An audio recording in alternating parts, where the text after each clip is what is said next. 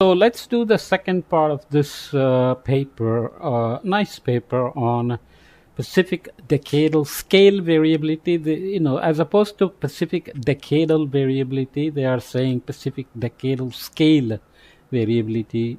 So there are multiple modes, as we already saw, and we just looked at this nice figure which showed how the mean circulation and the atmospheric and oceanic modes look like in the North Pacific and the South Pacific. Continuing with that, where do you get these modes from? Of course, one fundamental model used to explain oceanic reddening was first introduced by Hasselmann in 1976 in a one-dimensional equation. You may already know that Hasselmann was part of the three-member team that won the Nobel Prize for Physics recently, Suki Manabe, and the third Hasselmann, and the third person was somebody who did some related symmetrical work or something that you can look up. The equation looks, really disarmingly simple, as they say. Dot dt, O is a variable as a function of time, is equal to alpha times A as a function of t minus O itself divided by some decay time scale of tau.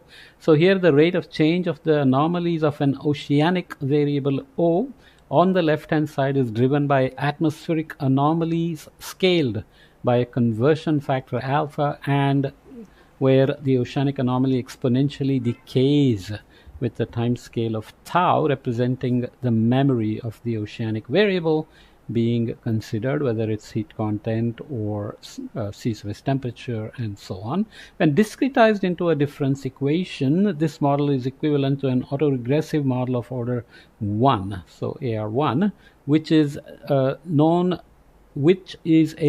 low frequency filter. If you don't know what autoregressive model is, you can look it up. Using this simple model, one can reconstruct the time series of the Pacific decadal oscillation, the North Pacific gyre oscillation, South Pacific decadal oscillation by simply forcing equation 1 with the atmospheric time series of the Aleutian low, North Pacific oscillation, and the South Pacific oscillation modes respectively, and using decadal, decay time scales of 8 to 12 months, which is the typical decay rate of SSTA in the extratropics. By correlating the output of equation 1 with basin scale SSTA, we recover the global footprints of the PDV modes. So that's what we looked at here. And moving forward, what are the dynamical modes of Pacific decadal scale variability? I hope the sound is still okay. While the statistical modes of PDV provide a useful description of a Pacific low-frequency climate variability and are routinely used to identify and predict how climate variability impacts biogeochemical cycles, marine ecosystems, weather and climate extremes, the objective of this review is to identify and understand the physical mechanisms of the dynamical modes of Pacific climate variability. Marine ecosystems and biogeochemical cycles are important because the original idea of a decadal variability or a regime shift in the North Pacific came from biological data. I think it was a zooplankton data from and fisheries data from the Japanese, where they found a regime shift in the 1970s, 1976, I think, and then the climate people noticed it, and then they have been trying to build a story of these regime shifts, and that it's there in the tropics as well. And we still don't have complete understanding of the mechanisms, which is what we are discussing here. The computation of climate modes through EOFs imposes an orthogonality constraint in spatial patterns and temporal evolution of the modes. Empirical orthogonal functions by name itself, mode 1 is supposed to be orthogonal to mode 2 and so on. However, as noted above, in the low frequency regime, these modes converge to a similar pattern of variability, so they can all look like ENSO-like with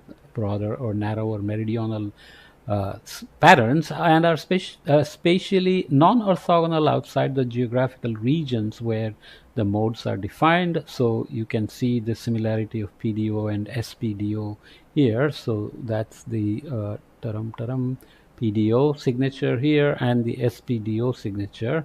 So the meridional scale is different, but they look very similar, even though this one is focused on the South Pacific, but outside of that they can be similar, and that's the idea being discussed here in terms of orthogonality. Uh, the findings, this finding, indicates that the orthogonality constraint is an artifact of the definition and not a physical constraint. Moreover, eigenmodes of physical dynamical systems are typically not orthogonal due to asymmetries both in space, such as the differing regions of strong or weak gradients, and between variables, such as when one variable appears in the tendency equation of a second variable but not vice versa. So there are asymmetries in that sense. In fact, strong evidence exists that the modes obtained with the statistical approaches such as ENSO, the PDO, and ENSO and PDO result from the constructive superposition of several non-orthogonal dynamical modes. Unfortunately, computing the dynamical modes of the Pacific climate system is non-trivial and relies on our ability to perform an eigenmode analysis of the true dynamical operator controlling the evolution of this system. While a full knowledge of such an operator is hard to obtain apart from very simplified physical models, it's possible to use empirical approaches to approximate this operator from observations in an inverse sense and determine its eigenmodes. Here we use one such empirical dynamical model of the Pacific SSTA to examine the spatial and temporal variability of observed dynamical modes. Okay, so I'm not going to go into the details of the models, but it's worth reading if you want to follow up. So here we are looking at the warming trend mode, which is basically a linear trend, and we already talked about the hotspots here when we talked about the tropical Pacific decadal variability. We have the PDV modes given as the Kuroshio-Oishio extension mode and the North and Central Pacific modes with different loadings and different time series. As you can see, the trend of course is going upward, and it is upward throughout the time series from 1900 to 2019 or 2017 or so. And you can see that the Kuroshio-Oishio extension has different type of time scale compared to the NPCP mode here, and these are the ENSO modes, the East Pacific ENSO with the warming focused on the Central Eastern Pacific occurring at 3 to 6 years, and the CP ENSO or the Central Pacific ENSO has a loading more towards Central Western Pacific in the deep tropics and has a quasi-biennial time scale. And there are lots of debates about whether they are really independent or they're just something called ENSO diversity. Both seem to have recharge discharge mechanism, for example, and so on and so forth. And you have the ENSO decay mode, which of course is 8-month decay time scale, similar to what we assumed here in the Klaus Hasselmann model, right? So if you do the dynamical filtering of the PDV modes, regression maps of indices of Pacific climate variability with SSTA, with dynamically filtered SSTA for where the KOE and NPCP modes have been removed using the linear inverse model as a dynamical filter. So it's the full IPO mode, TPDV that we already talked about, and the PDO. You can decide for yourself what the differences are, and obviously they are not orthogonal in that sense. And the SPDO mode, as we said, outside the domain of the focus, they are kind of similar. So again, non-orthogonality. If you remove the IPO and PDO, let's see, in this one you have removed. So here KOE and NPCP modes are removed, and what remains, so that's the no PDV modes. And you can see again IPO looks like this, and TPDV looks like this, PDO looks like this, and SPDO looks like this, and now they are looking much more similar except in this region. So the LIM model does ensembles, so basically you do some perturbations and try to see how the different modes are contributing to the Pacific decadal variability, decadal scale variability. So this is an ensemble reconstruction of the PDO from 20 LIM stochastic simulations showing the relative contributions of KOE, NPCP, and EP-ENSO eigenmodes. So basically, we talked about during TPDV whether PDO or TPDV can be just a superposition of El Nino and La Nina, but this would argue that there are more complicated contributions. You have to go and read why ensembles are done. Basically, you want to see what is the natural variability of these superpositions, and you can see that they are large ranges. Sometimes EP-ENSO is large, with most of it coming from NPCP and KOE having no contributions. In other cases, the EP-ENSO has no contribution, but KOE and NPCP are dominating, and so on and so forth. So there are ways to learn that initial conditions, perturbations, or other things can produce different combinations of KOE, NPCP, and EP-ENSO to PDO.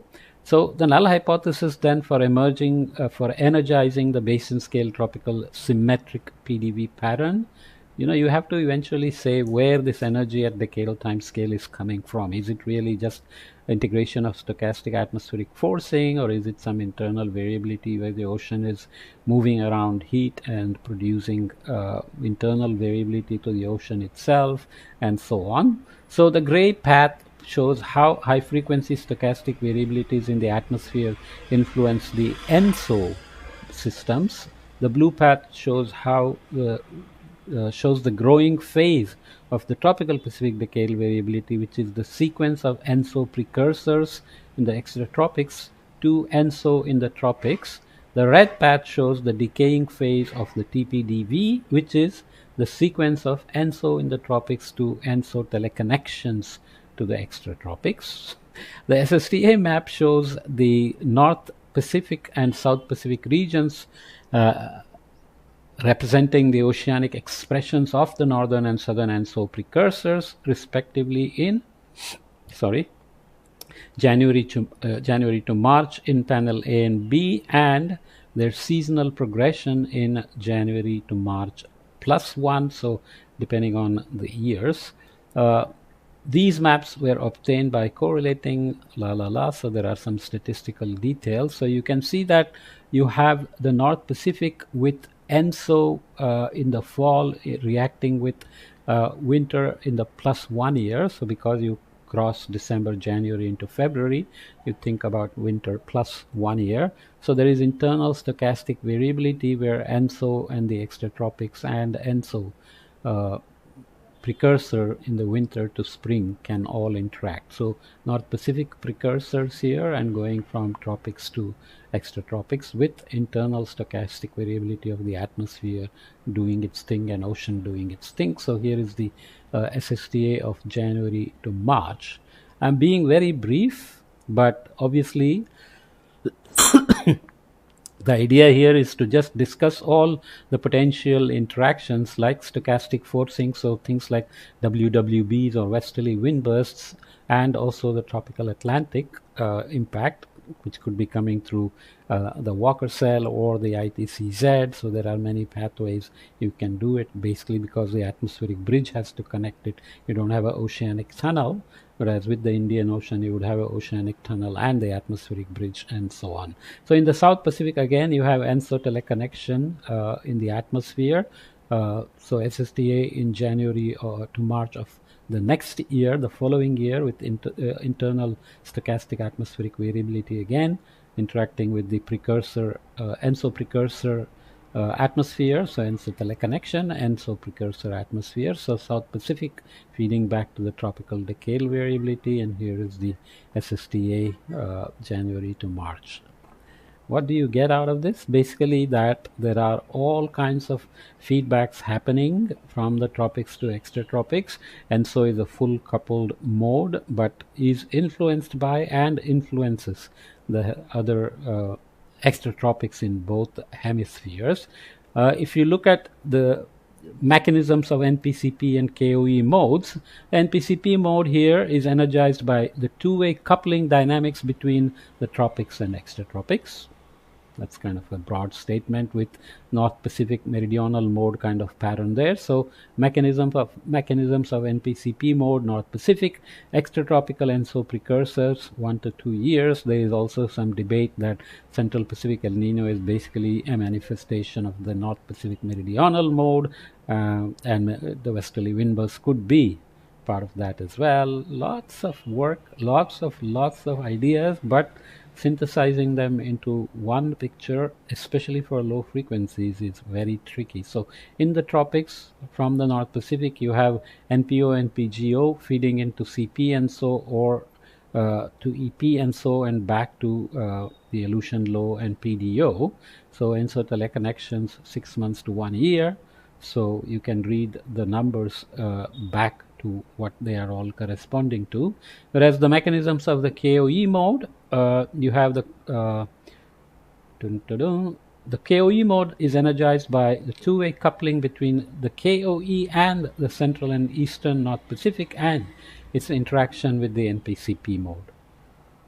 Okay, the color maps in the top right corner of each panel show spatial expressions of the modes from figure 3 we looked at before, oceanic expressions. So the abbreviations are the same. So you have again North Pacific and the tropics, KOE atmospheric forcing as opposed to extratropical ENSO precursors with 1 to 2 years here. So KOE instead of the NPCP, and you have CP and EP ENSOs feeding the Aleutian Low PDO with 2 to 4 years affecting the KOE. There are Rossby wave ideas and so on. Basically, you can go from North, East, Central Pacific to KOE through Rossby waves as well. So there are the Rossby waves there going from NPO and PGO, and you have a feedback from KOE to NPO and PGO. So everything is feeding back to everything. Does it really help you? Well, please read the paper to see that these ideas are there, but actually deconvolving all of them is not easy. Not enough data, plus models may be doing something similar yet mechanistically different, especially because we don't know the mechanisms anyways, right? So atmospheric response to KOE SSTA in frontal variability in Earth system model ensembles. As I said, high latitude, mid latitude, extratropical AC interactions are tricky because in the tropics, warm SSTs can drive convection and coupling, whereas in the extratropics, it's not always clear, but fronts do produce a response. Panel A and B show the responses of the 300 HPA and precipitation anomalies respectively in high resolution ensemble simulations, and panel C and D show responses in low resolution ensemble simulations. So obviously we are now getting deeper and deeper into trying to understand them with models, and then saying high resolution models produce something and low resolution models produce something else. So high resolution Earth system NPO and ENSO precursor pattern is here as the 300 HPA anomaly. Low resolution Earth system model looks remarkably different, which is always tricky to understand. Local response in the KOE and impacts over North America, which is why we are worrying so much about these things, because they have impacts on land, and decadal variability. So, it's always critical for decision horizons as well, and local response in KOE in the low resolution Earth system models. So do what you want with it, but essentially we don't know the answer and we are still seeking the answer. Average correlation maps of wind stress and SSTA response to KOE forcing index for lags of 12 months and 24 months. Abbreviations, of course, again KOE and so on. And you can see 12-month lag, you get one pattern which has got a wave-like pattern, let's say here, whereas this has got the North Pacific meridional mode kind of pattern. So you can go back and see what these are in the context of the Pacific decadal variability, but basically we are again talking about NPCP mode, KOE mode, their interactions, and the lags that we are talking about in terms of the SSTAs with KOE forcing. So Rossby waves go westward, and then you can have atmospheric response that is bringing it eastward, let's say, and so on. So should I read this off now only? Let's do that in the next podcast, because this one is already fairly long, and I'm being rather brief and not very detailed in terms of the context for the papers. But my main idea is to introduce this to you so you can read. And I like to look at figures, because the figures should be worth 1,000 words, but there are 10,000 words in the paper that you have to understand as well. So I'll let you do that. Let's come back and summarize. Then we'll have a few more points to make on what the paper is all about. And it's the same as TPDV, that we know in the data we see these decadal scale variabilities, and there are multiple atmospheric and oceanic signatures, hemispheric signatures, interhemispheric signatures, tropical and extratropical loadings, and so on. But what are the mechanisms? Everything is interacting with everything, and it's easy to say we don't really know exactly what's happening right now, but somehow there is energy at these low frequencies that it jumps out in the data. Okay, so let's come back and read the summary.